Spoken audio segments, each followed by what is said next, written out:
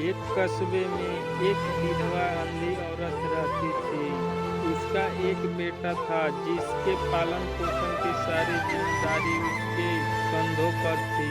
वह अपने बेटे को पढ़ा लिखा कर एक बहुत बड़ा आदमी बनाना चाहती थी, इसलिए उसने उसका दाखिल कस्बे के सबसे अच्छे स्कूल में किया। वह दिन रात मेहनत करती ताकि बेटे की स्कूल की फीस दे सके। लड़के के स्कूल के बच्चे उसकी माँ के बारे में जानते थे। वे सब उससे अंधी का बेटा कहकर चिढ़ाते थे। लड़का इससे बहुत परेशान था। उस अपनी माँ पर शर्म आने लगी थी। वह उसके साथ कहीं भी आने जाने के कतराने लगा था। जब लड़का बड़ा हुआ तो उसके शहर में अच्छी नौकरी लग गई। उसने अपनी माँ से वादा किया कि शहर में मकान लेकर वह उसे लेने जाएगा, लेकिन वह शहर गया तो फिर लौटकर वापस नहीं आया।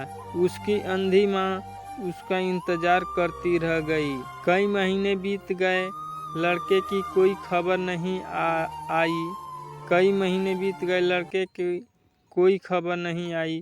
अंधी एक दिन उससे नहीं रहा गया और वह बेटे से मिलने शहर पहुंच गई। पूछते पूछते वह बेटे के ऑफिस में पहुंची। वहां सिक्योरिटी गार्ड ने उसे रोक दिया। अंधी औरत ने गार्ड को अपने बेटे का नाम बताया और बोली कि उससे जाकर कह दो कि गांव से कोई मिलने आया है। गार्ड ने जाकर उसके बेटे को बताया। बेटे ने ऑफिस की खिड़की से देखा तो उसने अपनी माँ के गेट पर बाहर खड़ी नजर आई। वह ऑफिस में सबके सामने अपनी माँ की वजह से शर्मिंदा नहीं होना चाहता था। उसने कहला दिया कि वह ऑफिस में नहीं है। अंधी औरत वहां से चली गई। शाम को वह लड़का ऑफिस से घर जाने के लिए निकला। रास्ते में एक जगह काफी भीड़ जमा थी। वह अपनी गाड़ी को रोककर भीड़ के पास पहुंचा और तो बीच सड़क में अपनी मां के मारा पाया। उसके हाथ में एक चिट्ठी थी जिसने लिखा था, बेटा बड़े दिन हो गए थे, तेरी कोई खबर नहीं मिली। चिंता हो रही थी इसलिए तुमसे मिलने चली आई। तू तो अब बड़ा आदमी बन गया है। तुमसे मिलना अब शायद मुझ गरीब की किस्मत में नहीं है, लेकिन मैं बहुत खुश हूँ तेरे लिए। तूने अपना ही नहीं मेरा सपना भी पूरा किया। मलाल है कि तेरा तक तरक्की देख नहीं सकती।